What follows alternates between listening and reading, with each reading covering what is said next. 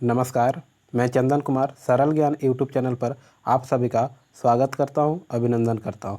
दोस्तों, आज की इस वीडियो में हम बात करेंगे जेटेट 2024 में किस प्रकार के प्रश्न पूछे जाएंगे, वो भी सीडीपी का, है ना। सीडीपी यानी बाल विकास एवं शिक्षा शास्त्र से संबंधित ये महत्वपूर्ण 30 एमसीक्यू रहेंगे और ये एक प्रकार का मॉडल प्रैक्टिस सेट है। अगर आप तैयारी कर रहे हैं जेटेट की यानी झारखंड शिक्षक पात्रता परीक्षा की, तो ये वीडियो आपके लिए बहुत ही महत्वपूर्ण है। बता दें कि ये जो वीडियो है, अगर आप 1 to 5 के लिए तैयारी कर रहे हैं फिर भी ज़रूरी है, या तो फिर 6 to 8 के लिए तैयारी कर रहे हैं फिर भी आपके लिए महत्वपूर्ण है। ठीक है, तो चलिए देर न करते हुए आज की ये जो हमारा मॉडल प्रैक्टिस सेट है इसकी शुरुआत करते हैं। तो आज का पहला प्रश्न है, जीन पियाजे के अनुसार बौद्धिक क्रिया का केंद्र होता है। इससे पहले आपको बता दें, अगर आप मॉडल प्रैक्टिस सेट संख्या अगर 1, 2, 3, 4 नहीं देखें तो एक बार अवश्य देखें, उसके बाद इस 5वां को देखें, ताकि आपको इस प्रकार मॉडल प्रैक्टिस सेट अगर आप नियमित रूप से करेंगे तो आपको सफलता से कोई रोक नहीं पाएगा। तो चलिए देर न करते हुए शुरुआत करते हैं आज के पहले प्रश्न पर। पहला प्रश्न है, पियाजे के अनुसार बौद्धिक क्रिया का केंद्र होता है नकल करने की प्रवृत्ति, यानी नकल करने की जो आदत होती है वो क्या बौद्धिक क्रिया होती है? बिल्कुल नहीं। विद्यालय, कार्य क्रिया का अर्जन, खेल का मैदान। बताइए। तो इसका जो राइट आंसर हो जाएगा विकल्प सी, कार्य क्रिया का अर्जन क्या होती है? बौद्धिक क्रिया का केंद्र होता है। ठीक है, अगले प्रश्न पर बात करते हैं। प्रश्न संख्या 2, निम्नलिखित में से कौन सा सत्य है? शिक्षक द्वारा प्रश्न पूछना संज्ञानात्मक विकास में बाधक है। उसके बाद विकास और सीखना दोनों सामाजिक सांस्कृतिक संदर्भों से अप्रभावित रहते हैं। शिक्षार्थी एक निश्चित तरीके से सीखते हैं। खेलना संज्ञान और सामाजिक दक्षता के लिए सार्थक है। बताइए क्या होगा इसका सही उत्तर? तो इसका सही उत्तर जो हो जाएगा विकल्प डी, खेलना संज्ञान और सामाजिक दक्षता के लिए सार्थक है। बच्चों को खेलने भी देना चाहिए। संज्ञान मतलब अपने विचार का भाव व्यक्त करना। उसके बाद सामाजिक दक्षता, सामाजिक उनके पास स्किल होने चाहिए, कौशल होने चाहिए। यही क्या है? खेलना संज्ञान और सामाजिक दक्षता के लिए ये सार्थक है। ठीक है, यही क्या है? सत्य है। आगे प्रश्न संख्या 3, सीता ने हाथ से दाल और चावल खाना सीख लिया है। यानी सीता एक लड़की है, वो खुद से अपने हाथों से दाल और चावल खा लेती है। जब उसे दाल और चावल दिए जाते हैं तो वह दाल चावल मिलाकर खाने लगती है। उसने चीज़ों को करने के लिए अपने स्कीमों में दाल और चावल खाने का क्या कर लिया है? बताइए। अंगीकार कर लिया है, समायोजित क्या कर लिया है, अनुकूलित हो गई है, या तो फिर समुचितता हो गया है? बताइए। तो इसका जो सही उत्तर हो जाएगा, ये अपने आप में समायोजित कर लिया है कि किस प्रकार खाना है, वो अपने आप में एक प्रकार की हैबिट बना ली है। ठीक है, तो इसका सही उत्तर क्या हो जाएगा? समायोजित। अगला प्रश्न, प्रश्न संख्या 4, बालकों में कार्य क्रिया का अर्जन किस अवस्था तक होता है? गर्भावस्था तक, शैशवावस्था, पूर्व बाल्यावस्था, किशोरावस्था। बताइए। तो इसका राइट आंसर क्या हो जाएगा? बताना है आपको, किशोरावस्था, है ना। किशोरावस्था में कार्य क्रिया का अर्जन करना अच्छी तरह से सीख जाता है। गर्भाशय में कोसा रस वंश सूत्र एवं पितरकों को घेरे रहता है। इससे प्राणी का निर्माण होता है। कोसा रस को किस श्रेणी में रखा जाता है? आंतरिक वातावरण, बाह्य वातावरण, सामाजिक वातावरण, भौतिक वातावरण। बताइए। तो इसका जो सही उत्तर हो जाएगा विकल्प ए, आंतरिक वातावरण, है कि नहीं। आगे प्रश्न संख्या 6, पृथ्वी, सूर्य, चंद्रमा, जलवायु, पहाड़ आदि समस्त प्राकृतिक वस्तुओं को किस श्रेणी में रखा जाता है? सामाजिक वातावरण, भौतिक वातावरण, आर्थिक वातावरण, बाह्य वातावरण। बताइए। तो पृथ्वी जैसा का पृथ्वी, सूर्य, चंद्रमा, जलवायु, पहाड़ ये सब क्या है? भौतिक वातावरण के अंतर्गत है ना। चलिए आगे बढ़ते हैं प्रश्न संख्या 7 पर। रहन सहन, अंधविश्वास, रूढ़िवादी परंपराएं, जन प्रथाएं आदि को वातावरण की किस श्रेणी में रखा जाता है? बाह्य वातावरण, आंतरिक वातावरण, सांस्कृतिक वातावरण, आर्थिक वातावरण। रहन सहन जो हम अपने वातावरण में, अपने परिवार में, अपने समाज में रहते हैं, है ना। अंधविश्वास, बहुत प्रकार के अंधविश्वास फैली हुए हैं हमारे समाज में, हमारे क्षेत्र में। रूढ़िवादी जो परंपराएं चलती आ रही है विशेष प्रकार की, कि लड़की कमज़ोर होती है, लड़का मजबूत होता है, इस प्रकार की जो रूढ़िवादी परंपराएं या तो जन प्रथाएँ हैं कि बहुत सारे महिला डायन होते हैं, बहुत सारे कुप्रथाएं जो हमारे समाज में चलते जो नहीं होना चाहिए। बताइए, तो ये बाह्य वातावरण का कारण है। किस श्रेणी में आप रखेंगे? आंतरिक वातावरण, सांस्कृतिक वातावरण, आर्थिक वातावरण? बताइए। तो इसका सही उत्तर क्या हो जाएगा? ये सांस्कृतिक वातावरण है ना।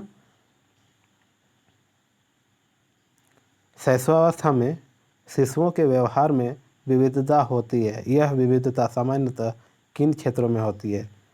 सामाजिक अनुमोदन, अनुकरण एवं तादात्म्य, स्पर्धा यानी कंपटीशन में, उपरोक्त सभी में? बताइए। तो इसका राइट आंसर क्या हो जाएगा? विकल्प डी, उपरोक्त सभी।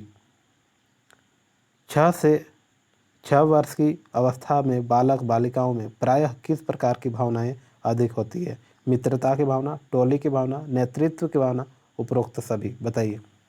इसका राइट आंसर क्या हो जाएगा? उपरोक्त सभी। 6 वर्ष के बाद बच्चे को आप देखेंगे कि मित्रता बहुत अधिक करने लगते हैं, अपना टोली बनाने लगते हैं, नेतृत्व करने लगते हैं, मतलब उसी में अपना ग्रुप लीडर बनने लगते हैं। ठीक है, अपना ग्रुप साथी समूह में जो खेलते हैं, यानी उपरोक्त सभी इसका राइट आंसर हो जाएगा। निम्न में से किस बालकों की असामाजिक प्रवृत्तियां किस श्रेणी में रखा जाता है? असामाजिक यानी समाज से बाहर जब वो काम करने लगते हैं। निषेधात्मक, अनुकरण एवं उग्र व्यवहार, कलह एवं अवज्ञा, स्वार्थ, उपरोक्त सभी?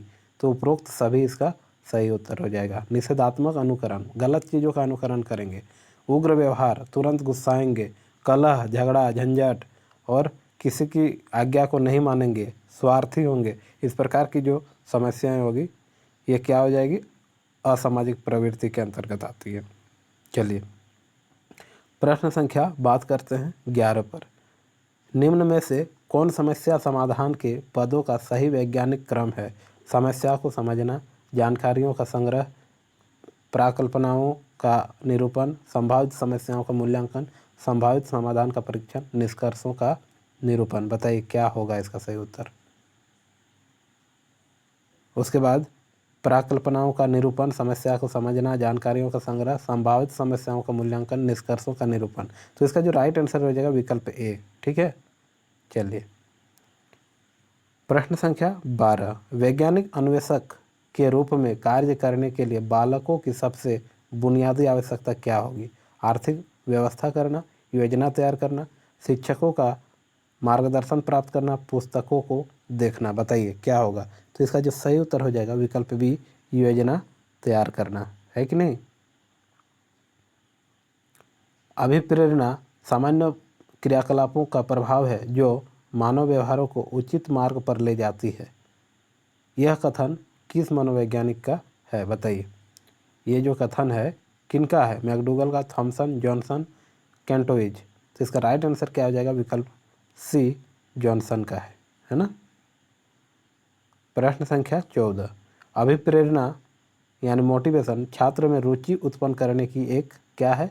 कला है। यह कथन किस मनोवैज्ञानिक की है? आप जानते हैं कि मोटिवेशन यानी अभिप्रेरणा 2 प्रकार की होती है, एक इंटरनल, एक एक्सटर्नल, यानी एक आंतरिक, एक बाह्य। और ये जो होती है बच्चों की रुचि को उत्पन्न करता है। अगर किसी भी चीज़ में, मान लीजिए बच्चा खेल में बहुत पीछे रहता है, खेल में रुचि नहीं है, अगर उससे आप मोटिवेट करेंगे तो खेल में धीरे धीरे रुचि लेने लगेंगे। और जैसे ही खेल में रुचि लेगा, अगर किसी प्रकार से अव्वल आने लगेगा, प्रथम प्राइज जीतेगा, द्वितीय प्राइज जीतेगा, तो उसको मनोबल और ऊंचा होगा और धीरे धीरे खेल में भी आगे बढ़ सकता है, अगर वो बच्चा स्वस्थ है तो।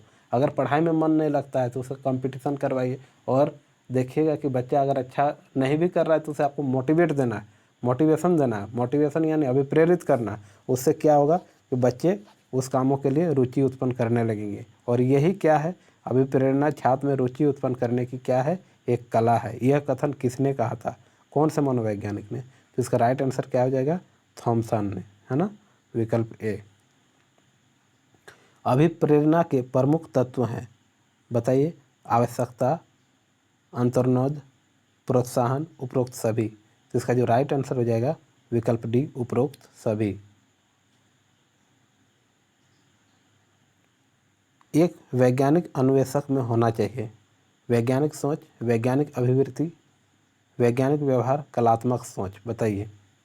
तो इसका राइट आंसर क्या हो जाएगा? वैज्ञानिक अभिवृत्ति, है ना, एप्टीट्यूड।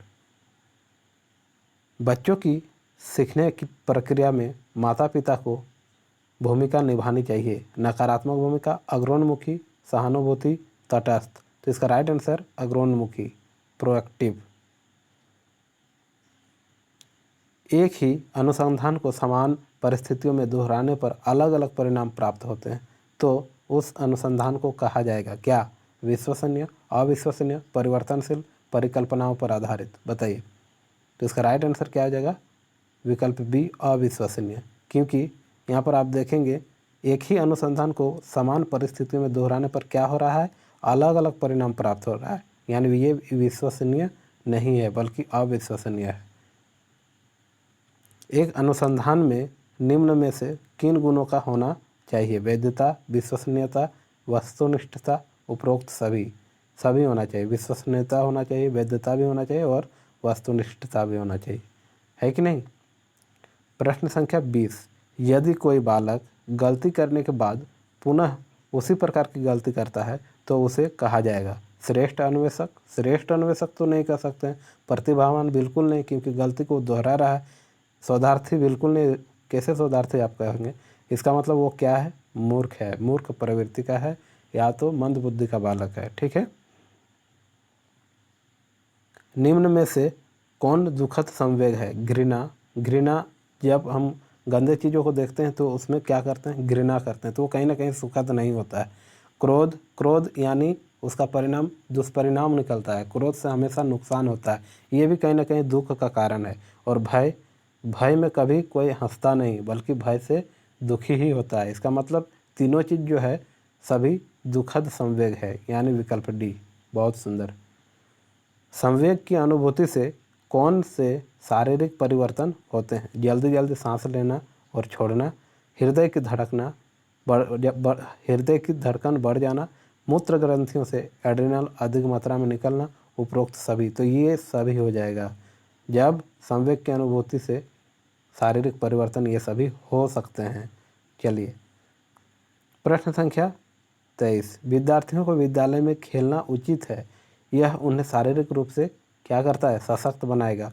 यह शिक्षकों के लिए काम आसान करेगा। यह समय बिताने में सहायक होगा। यह सहयोग एवं शारीरिक संतुलन का विकास करेगा। बताइए। तो इसका सही उत्तर क्या होगा? विकल्प डी, यह सहयोग एवं शारीरिक संतुलन का विकास करेगा। यही क्या है? सबसे उचित विकल्प है। खेलना क्यों उचित है? शारीरिक रूप से सशक्त उतना भी नहीं बनाएगा, लेकिन संतुलित शरीर को संतुलित करने के लिए ये जरूरी है। यह शिक्षकों के लिए काम आसान करेगी, ये तो बिल्कुल नहीं, नेगेटिव चीज़ है ना। यह समय बिताने में सहायक, बिल्कुल नहीं, समय नहीं बिताना है। प्रश्न संख्या 24। जिस प्रक्रिया में व्यक्ति दूसरे के व्यवहार को देखकर सीखता है, न कि प्रत्यक्ष अनुभव से, उसे कहा जाता है, क्या कहा जाता है? बताइए। सामाजिक अधिगम, अनुबंध, प्रायोगिक अधिगम, आकस्मिक अधिगम। बताइए। तो इसका सही उत्तर क्या हो जाएगा? विकल्प ए, सामाजिक अधिगम।